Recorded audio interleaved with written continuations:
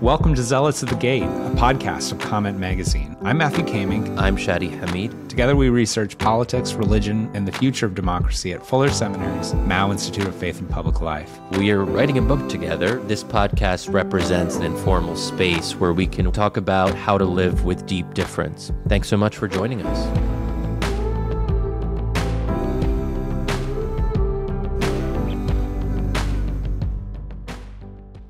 Hey friends, welcome to another episode of Zealots at the Gate, a podcast of Comment Magazine. I'm Matthew Kaemingk, and I'm joined here with my co-host, Dr. Shadi Hamid. That's me. Together we research religion, politics, and the future of democracy. Today, we have a rather spicy topic, a topic that was imposed on me by my co-host. And I am, after thinking about it for this last week, Shadi, I am excited to get into it, but I have been avoiding it for a little while. For a year or 2 years, I think. Yeah, I've been avoiding this question, and I will talk at some point about why I don't like the question. But, as I've been thinking about it more and more this week, I do think it's important that we talk about this thing. And there's actually more layers to this than I had previously thought out. So anyways, with all that said, Shadi, why don't you introduce the question we're going to be tackling and tell us all why you're pushing this on me, I suppose. Well, to put it bluntly, the question is, do Muslims and Christians believe in the same God? ? I got to be honest, too, that as I was thinking about recording this with you, I have felt a little bit nervous about it, more than I would for a normal episode.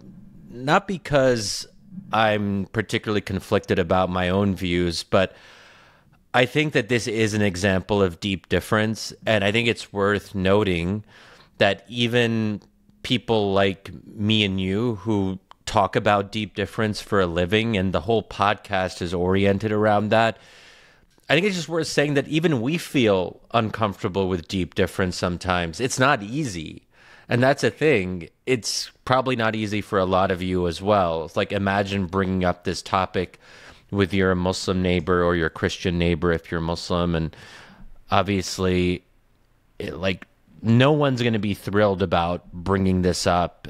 But it is a pretty philosophically and intellectually rich and theologically rich topic, and I do think there are a lot of layers.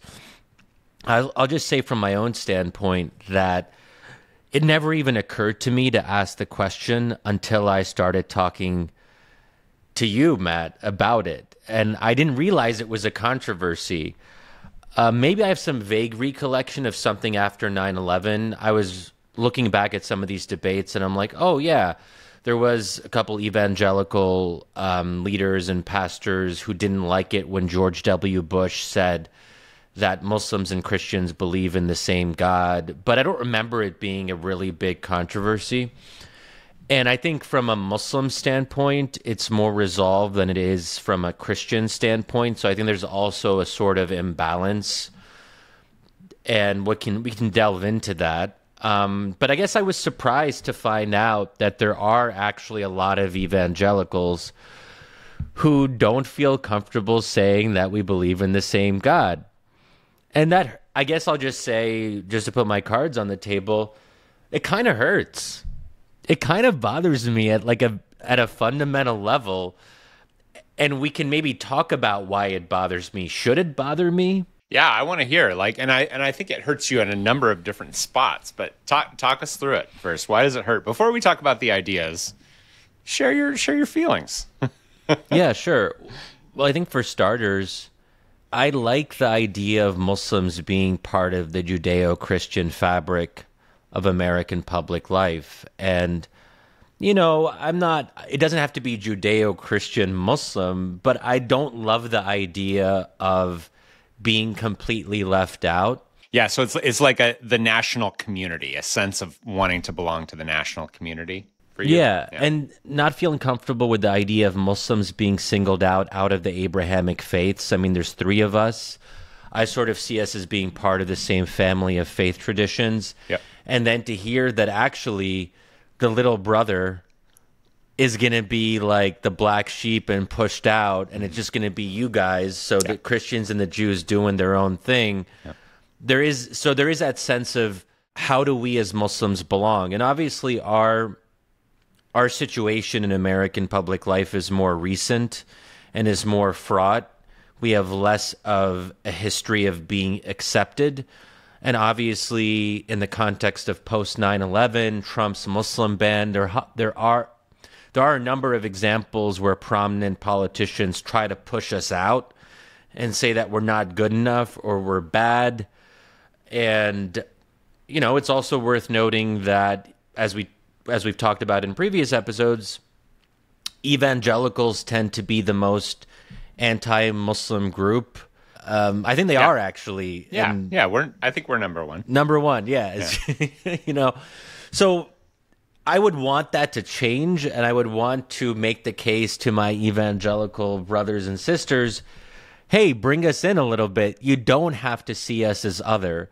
You don't have to be afraid of us. You don't have to see us as being adversaries or enemies. And I think it becomes harder to make that case if I don't have the argument of us believing in the same God in my arsenal of argumentation, you know? Yeah. So part of it is wanting to sort of belong to the national community of America, and but then there's also sort of a theological or a spiritual concern as well, would you say, or no? Say more about what would qualify as a theological or spiritual concern. Well, you know, very early on, it might have been like our third or fourth episode, we had a very touchy point around, does a Christian think you're just worshiping a false god, or that you're an idolater, or just completely lost? So within Islam, as you kind of alluded to this earlier, Muslims see Jews and Christians as people of the book, as sort of as close cousins, and there was this longing that I would say something similar to that you would return the favor, basically, and that we would be not that we have to be to you people of the book as Muslims, but the sense that there isn't a kind of reciprocal, like if favors aren't being returned or there's some kind of imbalance, and that makes some of these discussions more difficult and more fraught, because then you have to confront the fact that, oh, wait, actually Christians aren't going to see us in a comparable way. And what does that mean for us as Muslims, considering that the majority of Americans are still Christian or come from a Christian background? And to have this being an obstacle, and the idea that we might even believe in a false god, that hurts. You know, like if that is what some people think about us as Muslims, a false god, those are fighting words right there. That is no small matter. Idolaters, God forbid. Literally, God forbid. Yeah. God does forbid that. So there's just so much that's tied into all of this. And I think that I've alluded to this earlier in this season of episodes, this idea that because Muslims come after Christians, Christians see us as a threat because we supersede Christian revelation in some way. And I made the comparison that for breakaway groups that came after Islam, like the Baha'is or the Ahmadis, that these sects are seen very negatively, sometimes by Muslims, precisely because they claim to have something better. They claim to go beyond what has already come. So I think also our positioning in the Abrahamic story makes it more difficult for Christians to accept us, because we are claiming openly to be better, to have something more than Christians have. And I think that Christians are more comfortable with Jews because Jews came before. And Jews aren't also a universalist faith. I mean, Jews aren't really competing with Christians for believers. They're not trying to go out and convert people.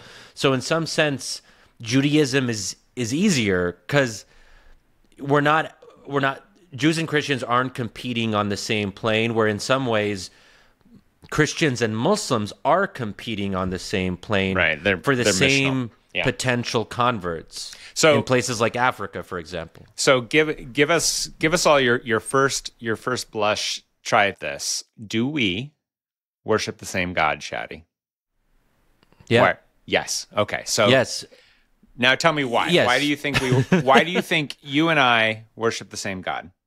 Well, I mean, there is the very straightforward theological and scriptural argument that it says so in the Quran. God says so explicitly. So this is actually in verse 29:46, where God says, "Believers argue only in the best way with the people of the book, except with those of them who act unjustly. Say, quote, we believe in what was revealed to us and in what was revealed to you. Our God and your God are one. We are devoted to him." So the key part there, obviously, is our God and your God are one. And this is Muslims vis-a-vis the people of the book. So it's right there in a prominent, well-known verse. It's hard to argue against that. There are, I would say, some less mainstream views that argue that this is in reference to the original people of the book, that Christians, before they were corrupted and before they embraced things fully like the Trinity. But that's pretty questionable, even if you look at it chronologically, because the Nicene Creed was already embraced when Islam came, and Prophet Muhammad would have been aware of Christians who were properly Christian by then, and so on and so forth. So if I were to ask Muslims all over the world this question, you would say the vast majority of them would say yes? Yeah.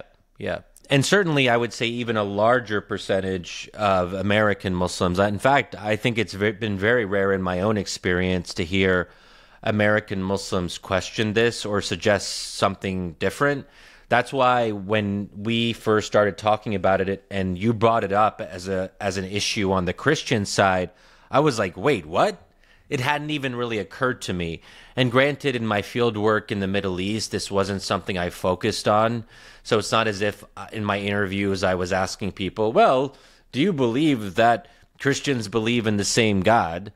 So I can't, I don't know for sure what people would have said if I kind of pushed them to expound on their views. Sure. It's also worth noting that Christians in the Middle East will often use the same words for God. So, inshallah, for example, if God willing, that Christians would still say things like inshallah. It's part of the kind of common cultural language that belongs to everyone. If you're part of the broader Arab culture where these things are said, you'll say similar things and you won't think like, oh my God, I have to use a different word here in Arabic because Allah represents a different God. At a very basic level, Allah is God in Arabic. For the Christian and Jewish, it's related to Elohim and El. Yes, that's right. In Hebrews. So Elohim, Allah. You can see the connection there. Yeah. Yes. I guess the issue that many Muslims do have is the nature of God being different. And I do think it's worth distinguishing between God's kind of fundamental essence and how we describe his attributes or how we describe his manifestations. That's where there are clear divides, because Muslims do obviously feel quite strongly about the Trinity, that we don't believe in it, we think it's not good, and a major theological error. One might say that Muslims think the Trinity is even bad, although what the implications of that badness might be is something that Muslims themselves debate. But it's certainly seen as a corruption of the original purity of the message of Scripture. It's seen as something that is false, unequivocally false. So then the question is, how much does that sort of impinge on the fundamental essence of God? Yeah. Because I think Christians would say that God is Jesus Christ is God. God is Jesus. God is three is, however, not to get into like the metaphysics of the Trinity and all of that, but that is a very fundamental aspect of the Christian conception of God. So if we as Muslims don't believe in the Trinity, then that seems like a pretty big deal. I think we would say at some fundamental level, God is God. And if we say that God, well, I don't know. This is where it gets confusing. Now I'm just trying to think it through. Yeah. But go ahead. Yeah, Well, there's a lot there that I put on the table. Yeah, so. you put a lot on the table. I would say... and just be open. Like, don't worry about offending me.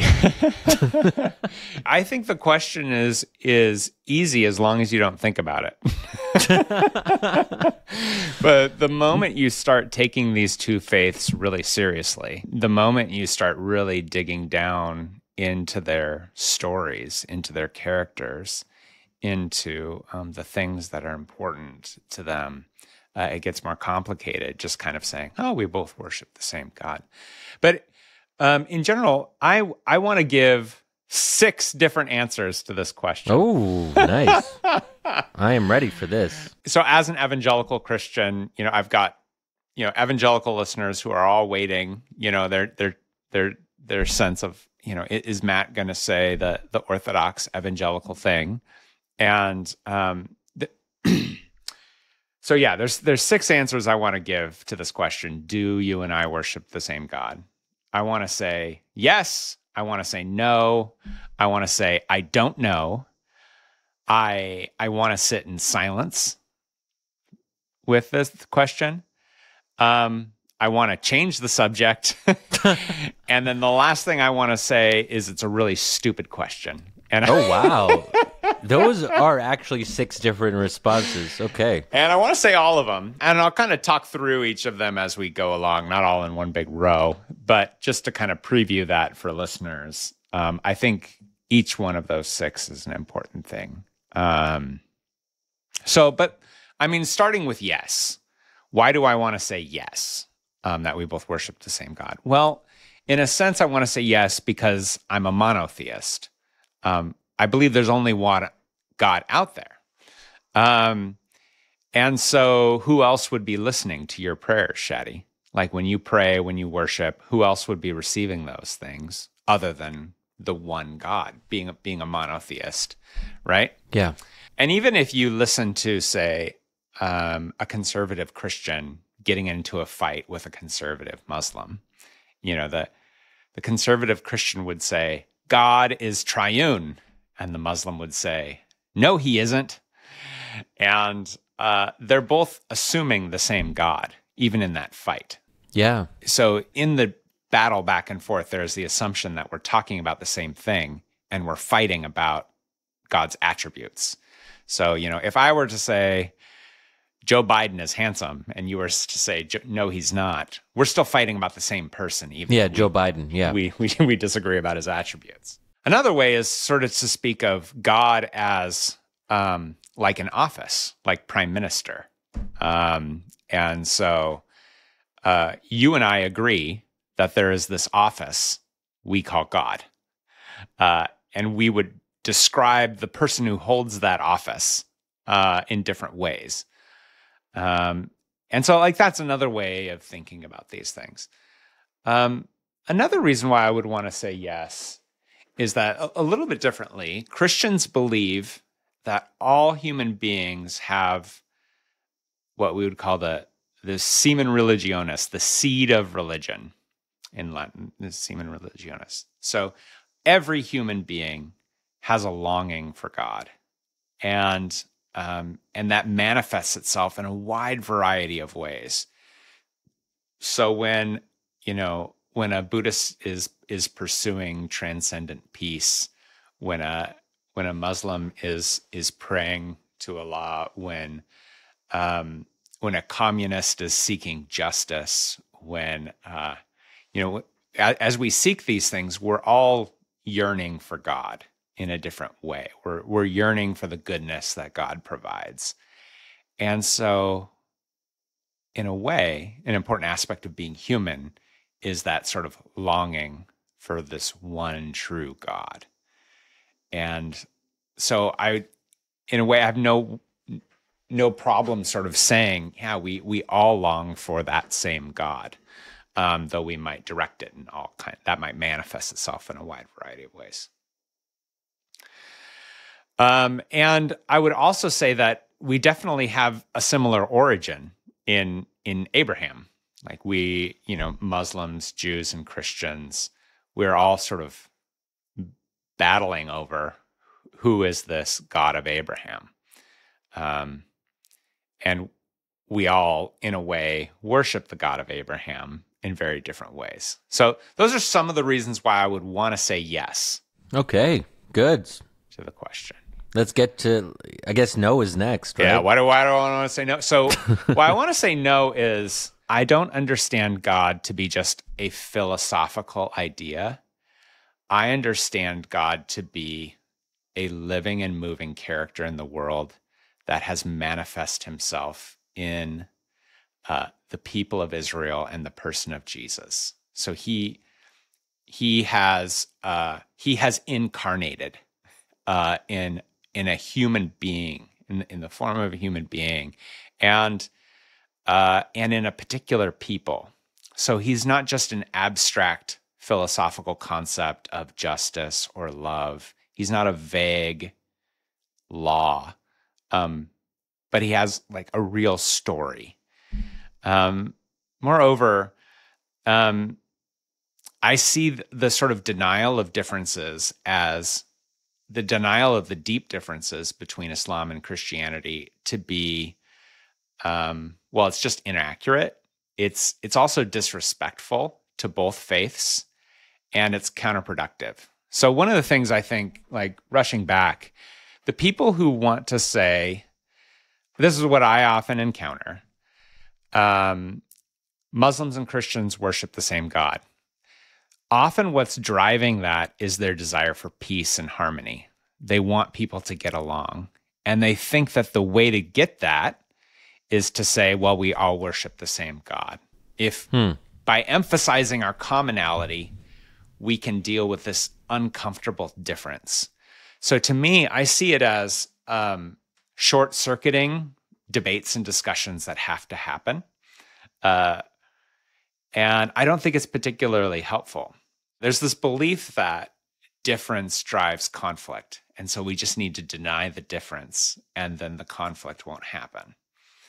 So that's another reason why I want to say no, is just because the differences are there and they're important. It could very well lessen the conflict, though. I mean, isn't there a pragmatic argument that certain things are very difficult to talk about, something as fundamental as how we perceive God? And we have a lot of other differences that we can talk about. We don't necessarily need to add this one to the ledger. And if that can help make things easier in certain discussions so we can focus on, more tangible issues or differences that are unequivocal, like the Trinity, for example. That's something that we all very clearly disagree on, and we can talk about it in a tangible way. Yeah. So what would you say to that? I think what I'd say is we want to lower the temperature. We want to get along. We want to get rid of things that are dividing us. What I hear there is sort of a discomfort that I want to get rid of, rather than being willing to say, hey, we have these deep differences. Let's try to navigate them well, rather than denying them or saying they're not important. So you can get rid of this difference. You can say we all worship the same God, but we're going to find something else to fight about.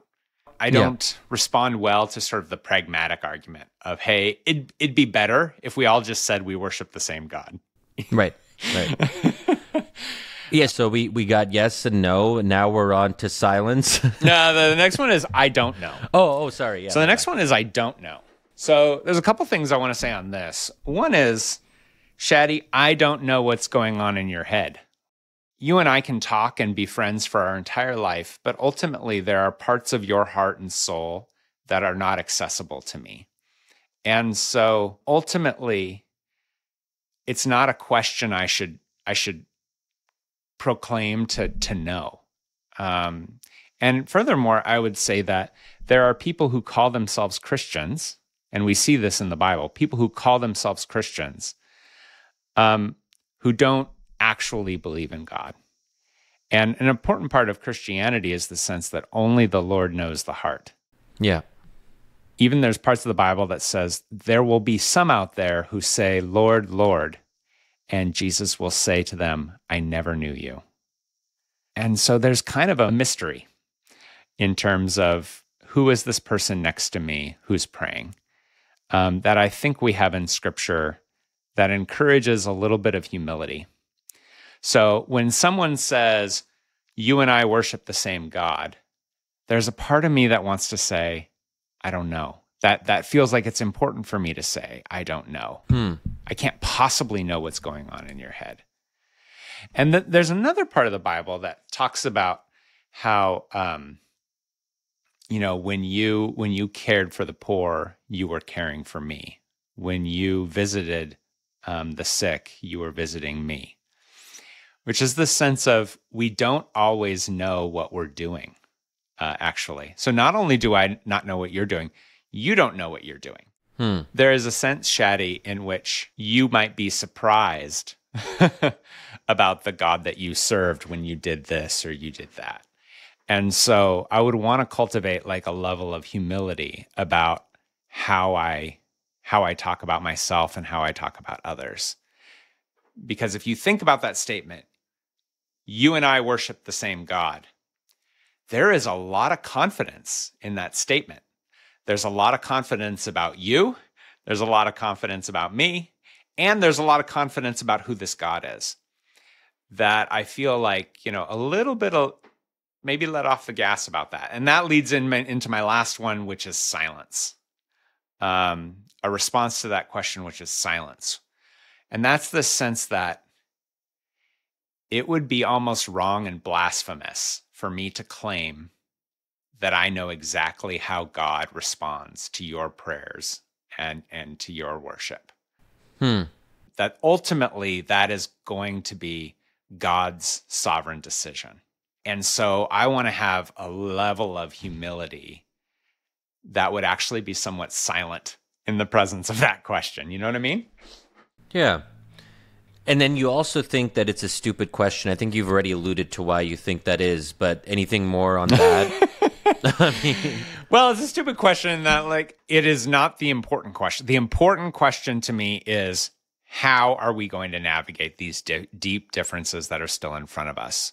It feels to me like a cheap thing that doesn't get us nearly as far as we want or we hope. It's similar to Christians who are, universalists. You say everyone's going to heaven. Well, that's wonderful, but you're still going to have to live with the deep differences that we have right now. Right. You're still going to have to figure out what to do about the fact that somebody hates you and that somebody's your enemy, and how you're going to share this city and this country with people who deeply disagree with you today. So I think the thing that frustrates me about the question is people imagine that it can be a shortcut to peace when it can't. And actually, there are other theological ways to get to solidarity that don't involve this. So here's just one of them. Shadi, I believe you're a human being. And just by saying, Shadi, you're a human being, I have a lot of obligations to you. I can't lie about you. I can't attack you. I can't disadvantage you. I have to pursue your justice and your freedom. And I have to include you as an American citizen and love you as a neighbor. All of those things I have to do. I don't have to say you and I worship the same God.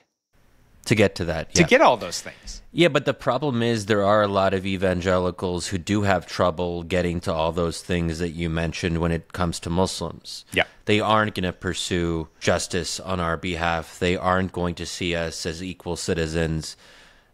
And we know this for the reasons that we sort of alluded to, that evangelicals, for a number of reasons, just don't view Muslims very positively. And it's also worth noting that there is a Catholic evangelical divide because, several popes, Francis, but also Pope John Paul, have affirmed that Catholics and Muslims believe in the same God. Also, in Vatican II, there is a specific line in one of the dogmatic constitutions of Vatican II called Lumen Gentium that includes this line, quote, Muslims who, professing to hold the faith of Abraham, along with us adore the one and merciful God, who on the last day will judge mankind, end quote. So, things like that, so there's a couple interesting things. I mean, one is talking about similar attributes that because Muslims emphasize the most merciful nature, God is the most merciful. That's one of the names of God that we say many times over the course of the day during our prayers. It is one of the fundamental attributes of God. Some scholars have even said that the merciful nature of God is the predominant attribute. And then also this Catholic teaching is saying that this is the faith of Abraham. So it goes back to this idea that we share a common story, that we share an intellectual, historical, and even theological lineage, and that we all sort of derive from this Abrahamic origin, which gets me to, I think, a point that I want to emphasize and put back to you, which is the question of how Christians view Jews versus how Christians view Muslims. Because if you guys were just like equally exclusivist and you said, hey, Jews are out too, Jews don't believe in the same God, then I'd be like, okay, at least you guys are being consistent. I can live with that. I think what is difficult, and it goes back to what I said in the beginning about the Judeo-Christian Muslim, but it gets to something specific, that Jews also don't believe in the Trinity. Jews don't believe that Jesus is God and that Jesus is divine. One might even say that Jews are further away from Christians than we are, insofar as they don't even attribute prophethood to Jesus. Yet, despite all of that, Christians still consider Jews to believe in to be believing in the same God. So it can't just be the triune nature of God that becomes the issue. Otherwise, Jews would be outside the fold as well. And I think that's the part, if I really had to boil it down, that's the part that hurts the most. It feels like a certain Muslim-specific discrimination. And I know you have an answer to that, because we did talk about it once before, actually just 2 months ago, give or take. And it was like a tense exchange. I remember being kind of uncomfortable as you were discussing it. But just remind me about what would you say to that, the Jewish Muslim aspect? Yeah, well, I think for most Orthodox Christians, Judaism is different than every other religion on earth for us. And that is because we need to, because of the New Testament and the witness of Paul, we believe that we need to have a posture of deep gratitude for the Jewish faith and the Jewish scriptures, because of the sense of the New Testament uses the language of grafting, that like a plant, you would graft a branch onto a plant, that we have been grafted into the covenant of Israel by way of Jesus. So we don't see ourselves as a wholly different or alien thing. But I think that an important aspect of this, Shadi, is that Christians and Jews share a holy book. And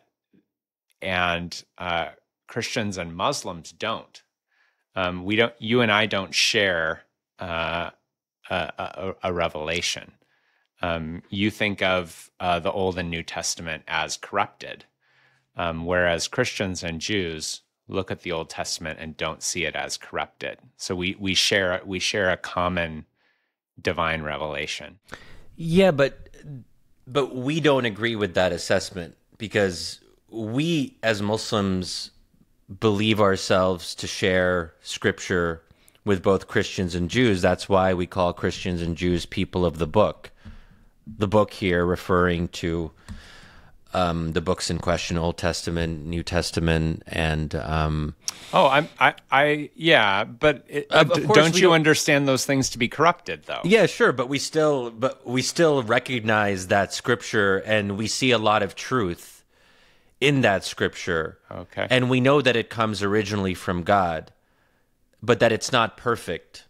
Okay, that it isn't God's exact word; it's not His exact speech. There's human mediation, and that's what caused there to be errors or falsifications, whatever word we want to use. Right, but what I'm saying though is that, like, of the three faiths, the only ones that can agree on a specific text as God's word, unadulterated, are Jews and Christians.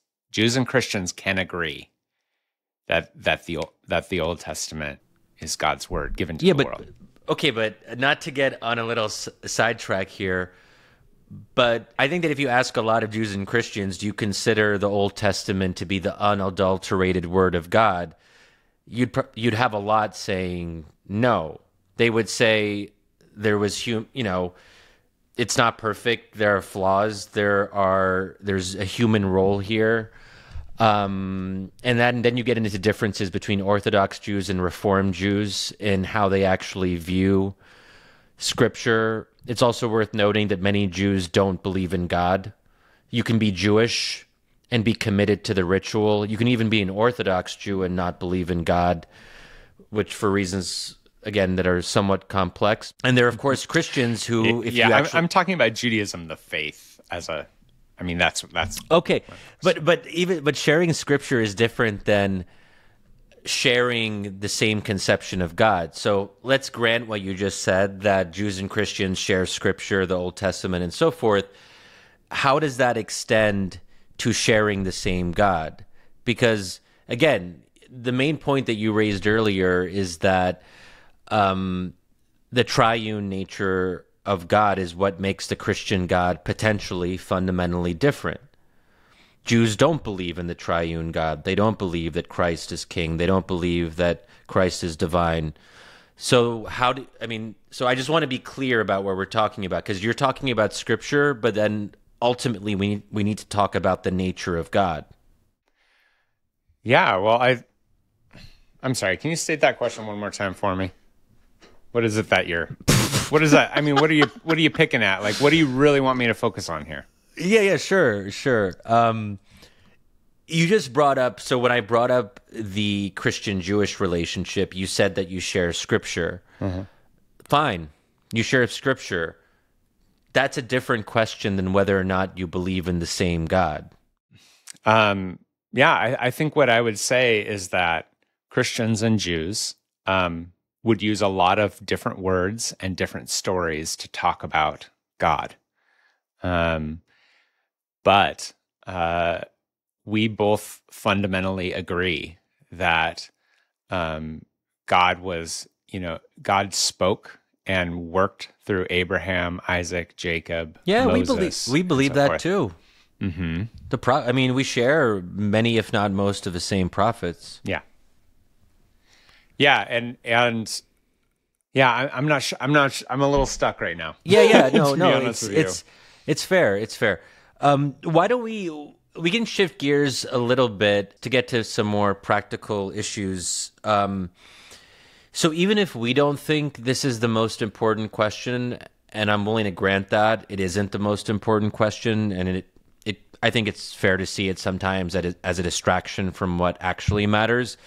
That said, it matters in practice. And just to give one example, there was the big controversy in an evangelical university, Wheaton College, and some might even say that Wheaton College is the Harvard of evangelical colleges, although Fuller Seminary also has a claim to that. I don't want to get into some internecine warfare right there. That. But there was a professor of political science at Wheaton College named Letitia Hawkins, also I think the first tenured black professor at Wheaton, so there was also a kind of racial dimension there. But she had, and you know the story better than I do, but basically she said that Christians and Muslims believe in the same God, and then the Wheaton College administration or whoever kind of judges the statement of faith, because to be faculty at an evangelical college like Wheaton, you have to sign on to a statement of faith. And it was perceived that this statement that Letitia Hawkins made could be considered a violation of the statement of faith that affirms the Trinitarian nature of God and some of the things that we've already talked about. So she eventually had to leave. And this is still something that weighs on Wheaton College, and it was seen as a very controversial moment, and even faculty were divided about whether this was the appropriate approach to take. Do you want to just say a little bit more about that? Because there's probably aspects of it that I haven't been able to capture as well. It's Larisha, not Letitia. Larisha Hawkins. Oh, oops, my bad. Yeah, and oh man. Yeah, don't worry about it. But yeah, this was a big topic within evangelicalism. This happened in 2015, and there were a number of op-eds that came out afterwards of evangelicals trying to suss out these things. And here's where, so I've been, in our conversation so far, Shadi, I've been more sort of pounding the no side of the question of, no, we don't worship the same God. But here I'll be critical of my fellow evangelical brothers and sisters on this kind of thing, in that I feel like quite often when evangelicals say we don't worship the same God, there are some motivations beneath that statement that are not theological. They can be driven by fear or hatred or racism or sort of a desire to be special, I think. So on the race side of it, it can be a desire to say, you know, these brown people from the Middle East worship a different God, and they don't represent our white religion, and our white religion is special. Or we can't possibly admit commonality with Muslims because that would make our faith less special. If we admitted that we worship the same God, then our faith wouldn't be special anymore. It would just be, like Baskin and Robbins flavors, and you pick any flavor you like, and it doesn't really matter because it's all the same God. So beneath the no answer can be a sort of thing of, my faith is only true if it's different. My faith is only true if it's special. If it's just one of many flavors, then it's not really real. And when you say no, we don't worship the same God, beneath that can be fear or hatred or pride or, a variety of emotions that have nothing to do with Jesus. Yeah. And in this particular issue with Wheaton College, I think there are people on the campus who would admit that those things were going on, or hopefully they would admit that some of those things were going on as well in that. And I will mention, for our listeners, that Shadi and I have been invited to Wheaton College a couple of times to speak since then. And the organization Neighborly Faith, which brought Shadi and I together a number of times and does ton of great work on Muslim-Christian relations. That organization came out of 2 Wheaton graduates who experienced that conflict and who wanted to present a different and a better evangelical response to those things. Oh, I didn't know that was the origin story. Yeah. Wow. Okay. Kevin Singer and Chris. Yeah, those. So Neighborly Faith, which does amazing work on evangelical college campuses and has done that for the past, 8 years, came in large part out of, those kinds of conversations. So. Yeah, but I suppose it raises the question, what ultimately was motivating that? I mean, because you have alluded to the fact that other motivations might be at work. But isn't that precisely the issue?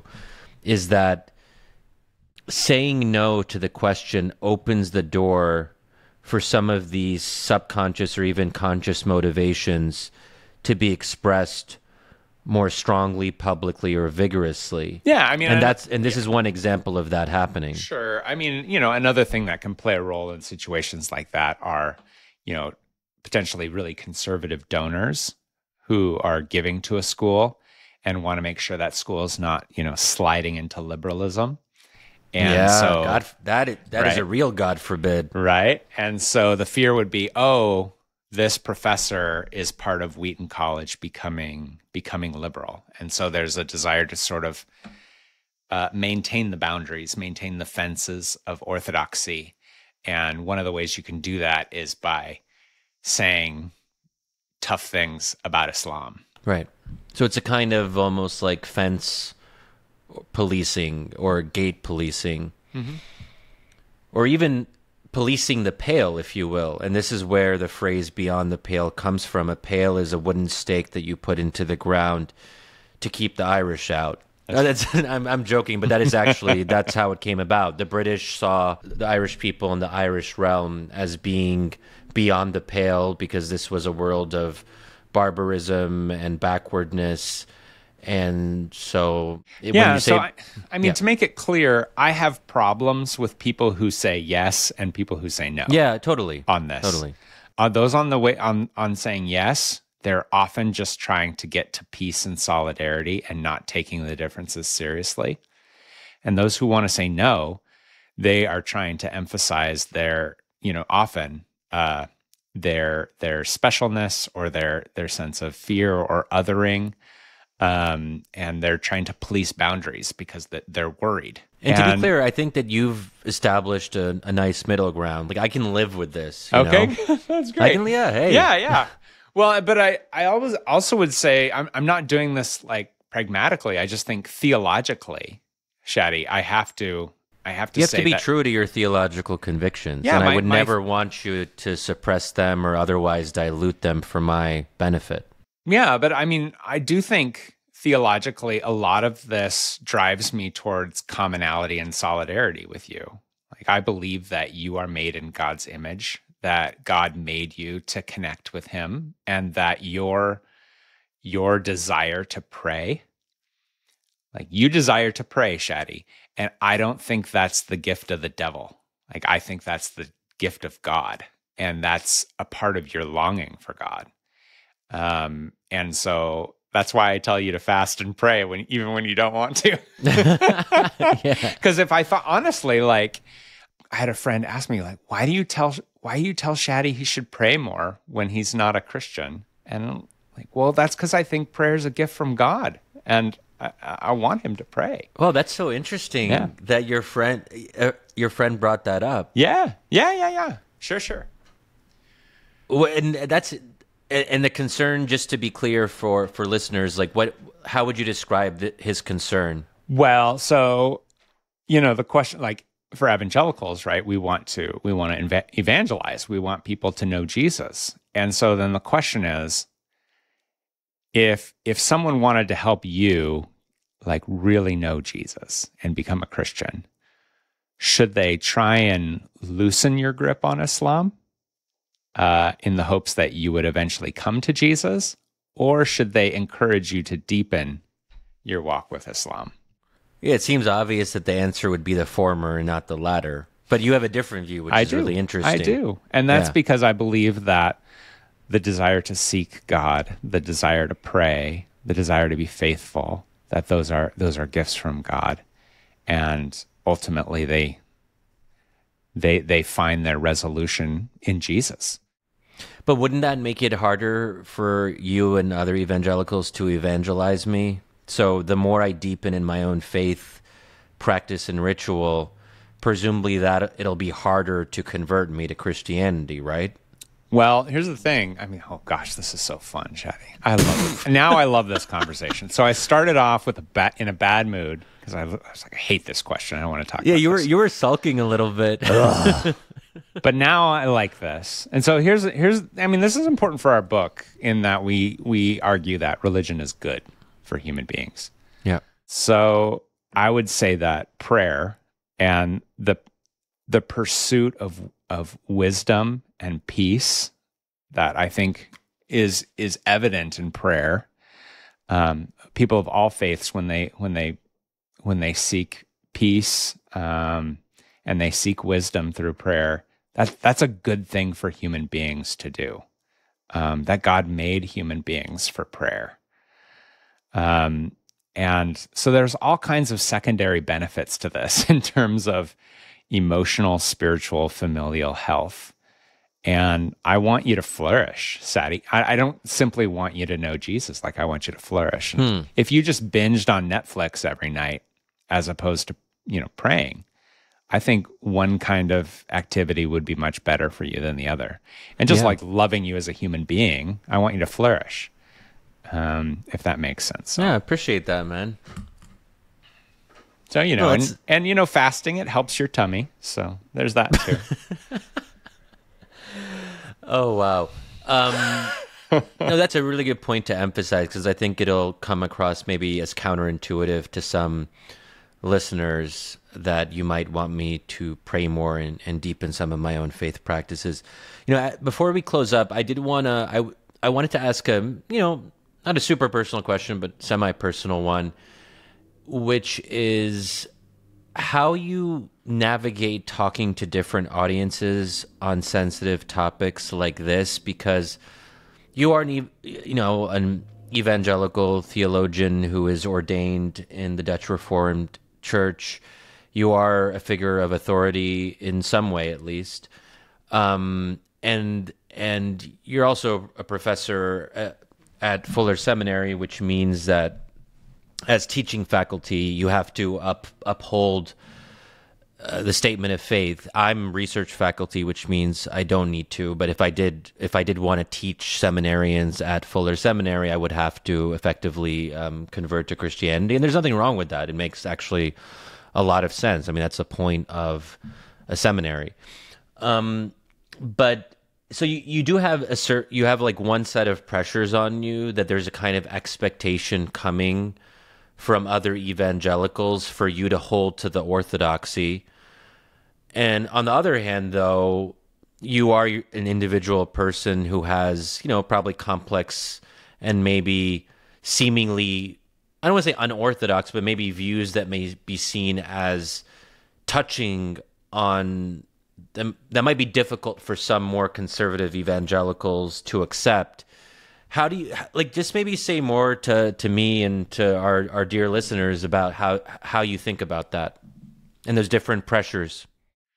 Yeah, I think those pressures are real. I think in large part, in order to inhabit these spaces of, my own evangelical subculture and a pluralistic world, I think of, the analogy of a tree.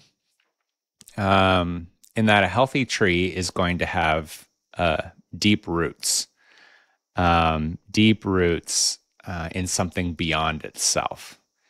But it's also, its branches are going to extend out, and they're going to be able to sort of wave in the wind and flex a bit, as opposed to a dead tree, right, that gets sort of dry and brittle. And when the wind comes, the branches snap. So I look at my evangelical community, my scriptures, my my church as my roots, and I don't look at them as something that's primarily like oppressing me or pressuring me or watching over me, but I look at them as my roots, where I derive my strength and but also my flexibility. So they tell me to be humble. My church, every single week we confess our sins. And so my church makes me do that. So it's hard to come out of that church really prideful, because they're constantly reminding me that I'm I'm broken, and I'm Wait, in how do need they of make change. you do that each Well, week? I didn't make me, but Okay. in worship, during a worship service on Sunday morning, we step aside for 5 minutes in the worship service, and we pray a special prayer of confession that sort of names that we have all fallen short this week. We have left things undone, and we have done things that we shouldn't have done, and we take a moment and we reflect on that, and we offer those confessions to God. So then when I go into the public square and I talk to you and I talk to atheists and whatever else, I come with hopefully with some level of humility, but also I think curiosity, because I believe that God is out in the world and is active. And so I think God is active in your life, Shadi, and has blessed you in a lot of ways that he has not blessed me. He's made you brilliant in a wide variety of ways and insightful, and you have taught me a lot of things. And I actually, I don't think that's like an accident. I think God has decided to teach me through you. And so I have to talk to you, not with the sense that you're a project that I'm working on, right? Or I'm like here to fix Shadi or convert Shadi, or I have all the answers, but actually the sense of you've got something to teach me. So I don't just use a microphone, I use headphones so I can listen to you. And I think that, we had an early episode, Shadi, where we talked about learning from heretics. Yeah, that's right. And I think every religion needs to have some kind of concept of how you can learn from outsiders, and why you should, and like a belief that God is active in the lives of outsiders, that you could be surprised. Amen, brother. Right back at you. And I've said this before, and I hope it won't get you into trouble with some of your Christian buddies. But, I think you have made me a better Muslim. And I can say that. I think it's really cool that we can both help and teach each other in these different ways from our respective faith traditions. Yeah, and one last thing. I appreciate that. I'm going to need to process that with my students and how they feel about that. That like I made someone a better Muslim. Is that something I should be happy about or not? But the last thing I would say is how I talk with my evangelical friends about these kinds of issues is I am very clear that my roots are in orthodoxy, that while the boundaries sometimes are not always clear, like with this particular question, I had 6 responses to the question. And I'm kind of exploring all these different options. And there are some Christians who are going to be mad at me about how I responded. They will want me to just say one thing, which is no, you and I don't worship the same God. They have nothing to do with one another, right? Well, what I say back to them is, while the boundaries of my faith are not always perfectly crystal clear, the center is. The center of my faith is Jesus Christ, his cross, and the scripture.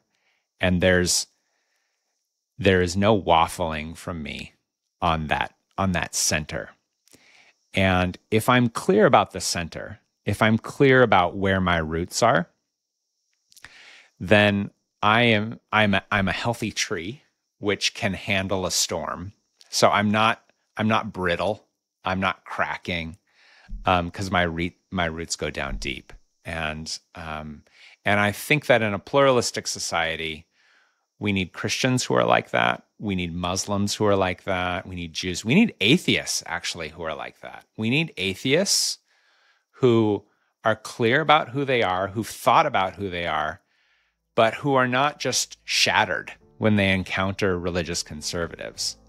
But they can engage with religious conservatives with a level of humility and curiosity that maybe these religious people know something about what it means to be a healthy family and what it means to be a healthy, human being.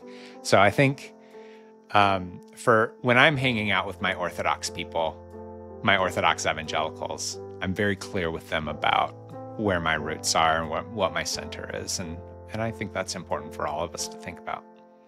I do love the tree analogy. So to all you listeners and viewers, be a deep-rooted tree if you're going to be a tree to weather the storm. And with that, I would just want to say thank you to everyone for joining us. This season is really shaping up to be cool. And, if you missed it, make sure to check out our episode on the case for hell. I mean, we really are taking on some sensitive, difficult topics head on. And you got to do it. Hell, do we worship the same God? And more to come, God willing. If you like what we do, if you like this episode, do remember to subscribe wherever you listen to podcasts. Do leave us a rating or a review. Yeah, and hey, be evangelical, huh? Share the good news with others on social media and so forth. Be an evangelist. Tell your friends, family, enemies, too.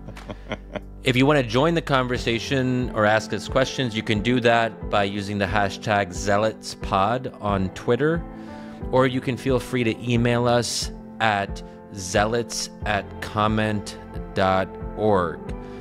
And you can also learn more about our intellectual sponsor and seedbed at Comment Magazine, and the address there is comment.org, where you can find great essays on politics, culture, and faith. You can also find us at our individual handles on Twitter at Shadi Hamid, my name, and at Matthew Kaemingk. Do note the Dutch spelling.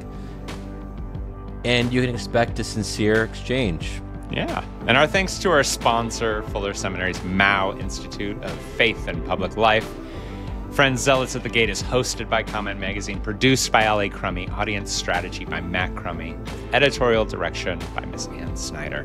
Until next time, friends, I'm Matthew Kaemingk. I'm Shadi Hamid. Later. Peace.